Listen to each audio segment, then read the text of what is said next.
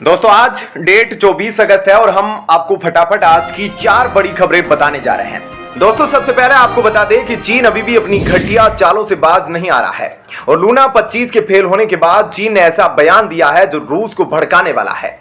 जब से Luna 25 crash हुआ है तब से चीन कुछ न कुछ ऐसा करने की कोशिश कर रहा है कि रूस भारत के खिलाफ हो जाए और भारत और रूस के रिश्तों के बीच दरार आ जाए।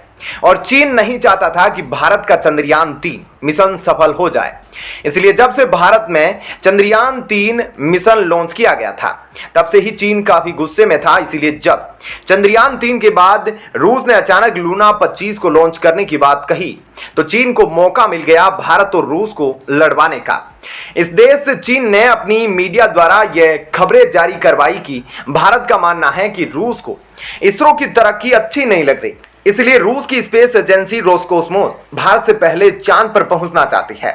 और जब रूस ने लूना 25 को लॉन्च किया था उस दौरान चीन के कई वैज्ञानिक पहुंच गए थे और उन्होंने खुद इसके लॉन्च को देखा था। ऐसे में चीन यह दिखाना चाहता है कि चाहे कुछ भी हो जाएगा वह हमेशा रूस का साथ देगा। और जब लूना 25 के फेल होने के बाद भी जानबूझकर चीन ने रूस की जमकर तारीफ की, साथ ही यह भी कहा कि वह आगे आने वाले स्पेस मिशन में रूस का साथ देगा और साथ ही रूस जो अंतरिक्ष में अपना स्पेस स्टेशन बनाने जा रहा है उसमें भी वह उसका सहयोग करेगा।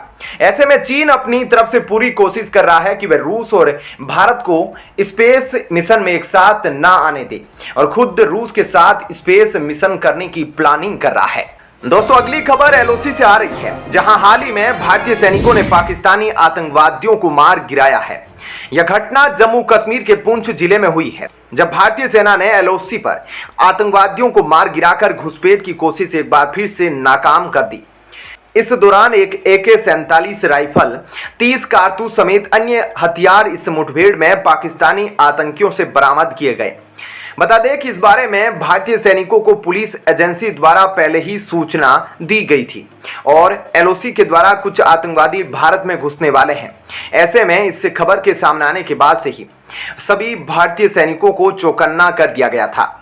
इस दौरान ही 2 पाकिस्तानी आतंकवादियों ने एलओसी पार करके भारत में घुसने की कोशिश की। इस दौरान पहले उन्हें रोका गया, लेकिन जब वे नहीं रुके तो उनको चेतावनी दी गई। इसके बावजूद भी वे लड़ने लगे और भारतीय सैनिकों के साथ उनकी मुठभेड़ हो गई, जिसमें पाकिस्तान के दोनों आतंकी मारे गए। ऐसे में दोनों आतंकवादियों के मारे जाने के बाद पाकिस्तान बुरी तरह से बौखला गया है और पाकिस्तान का कहना है कि एलओसी पर भारत ने एक बार फिर से सर्जिकल स्ट्राइक की है। ऐसे में भारत द्वारा की गई इस कार्रवाई से पाकिस्तानी आतंकवादियों से काफी सारे हथियार भी बरामद किए गए, जिनको जब्त कर लिया गया है। और ऐसे में भारत के सैनिकों द्वारा फिर से पाकिस्तान की एक बड़ी चाल को नाकाम कर दिया गया, जिस वजह से पाकिस्तान बुरी तरह से बौखलाया हुआ है। दोस्तों अगली खबर भारतीय अर्थव्यवस्था से जुड़ी है और लेटेस्ट रिपोर्ट की माने तो इस साल की शुरुआती 6 महीनों में भारत ने ग्लोबल ट्रेड के मामले में $800 बिलियन का आंकड़ा पार कर लिया है।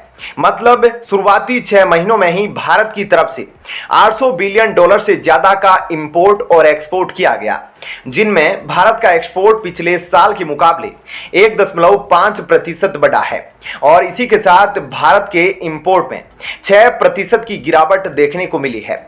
इसी दौरान भारत के एक्सपोर्ट में 17% की भारी बढ़ोतरी देखने को मिली। हैरानी की बात तो यह है कि जहां दुनिया भर के देशों की अर्थव्यवस्था धीमी हो चुकी है, उस समय भी भारत की अर्थव्यवस्था में विकास साफ तौर पर देखा जा सकता है। भारत काफी तेजी से आगे बढ़ता जा रहा है। इसी वजह से अब दुनिया भर के इन्वेस्टर अपने पैसों को निवेश करने के लिए भारत को सबसे आकर्षित मार्केट के तौर पर देख रहे हैं। और इन आंकड़ों से आप भी साफ साफ पता लगा सकते हैं कि भारत किस तरह से विकास की तरफ बढ़ता जा रहा है, दुनिया के बड़े बड़े देशों को अर्थव्यवस्था के मामले में पीछे छोड़ता जा रहा है। दोस्तों अगली खबर ब्रिक्स सम्मेलन को लेकर है, जो दक्षिणी अफ्रीका के जोहान्सबर्ग में 22 अगस्त से शुरू हो चुका है और यह 3 दिन तक यानी आज खत्म हो जाएगा। और इसमें ब्रिक्स कंट्रीज के 5 लीडर्स ने हिस्सा लिया, लेकिन पुतिन इसमें फिजिकली प्रेजेंट ना होकर वर्चुअली प्रेजेंट रहेंगे। लेकिन ब्रिक्स इस बार इसलिए चर्चा में है क्योंकि इस बार ब्रिक्स में चीन इसके एक्सपेंशन को लेकर नया प्लान लेकर आया था। चीन इसमें दूसरे देशों को भी शामिल करना चाहता था, लेकिन भारत चीन के इस फैसले के पूरी तरह खिलाफ है। और भारत के इस कदम से चीन को तो झटका लगा ही है, लेकिन रूस को भी भारत के इस कदम से काफी बड़ा झटका लगा है। जानकारी के लिए आपको बता दें कि अभी तक 22 ऐसे देश हैं जो ब्रिक्स का हिस्सा बनना चाहते हैं, लेकिन इनमें से जो खास देश है वह है अर्जेंटीना, ईरान, सऊदी अरब और यूएई, जो ब्रिक्स का हिस्सा बनना चाहते हैं। और इसमें चीन भी इनका साथ देना चाहते हैं और चीन चाहता है कि ब्रिक्स में इन देशों की गिनती बढ़ जाए, क्योंकि अगर ऐसा होगा तो इस संगठन में चीन की भी मनमानी चलेगी, क्योंकि यह सभी देश चीन के फेवर में ही रहते हैं और ऐसे में भारत की ब्रिक्स में कुछ भी अहमियत नहीं रह जाएगी। और यही वजह है कि भारत इन देशों को ब्रिक्स में शामिल नहीं करना चाहता। भारत ने सीधे तौर के लिए इस पर मना कर दिया है। साथ ही ब्रिटेन भी ब्रिक्स में नए मेंबर को शामिल करने के लिए मना कर चुका है, क्योंकि वह भी चीन की चाल को अच्छे से जानता है।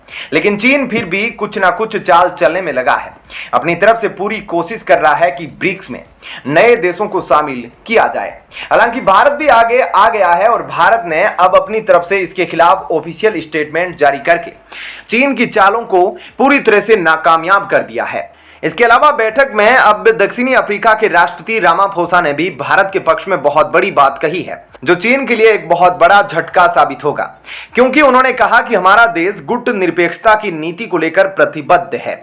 हमने खुद को किसी भी वैश्विक शक्ति या कुछ देशों के प्रभावशाली गुटों का हिस्सा बनने वाले दबाव में आने से बचाया है। शीत युद्ध के वक्त बहुत से अफ्रीकी देशों की स्थिरता और संप्रभुता कमजोर हुई, क्योंकि इन्होंने खुद को किसी एक बड़ी शक्ति के साथ जोड़ा।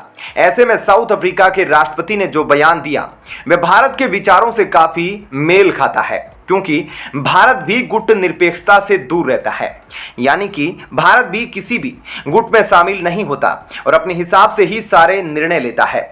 यही बात साउथ अफ्रीका के राष्ट्रपति ने कही है। ऐसे में साउथ अफ्रीका के राष्ट्रपति का यह बयान एक तरीके से चीन के खिलाफ दर्शाता है और यह दिखाता है कि साउथ अफ्रीका भी भारत के साथ ही है और वह भी चीन के द्वारा लाए गए प्रस्ताव के खिलाफ है। ऐसे में अब चीन चाहे कुछ भी कर ले, भारत चीन को अपनी इस चाल में कामयाब नहीं होने देगा और भारत ने अपना जो फैसला लिया है, भारत उसी पर अड़ा रहेगा, फिर चाहे कोई देश भारत का साथ दे या फिर ना दे।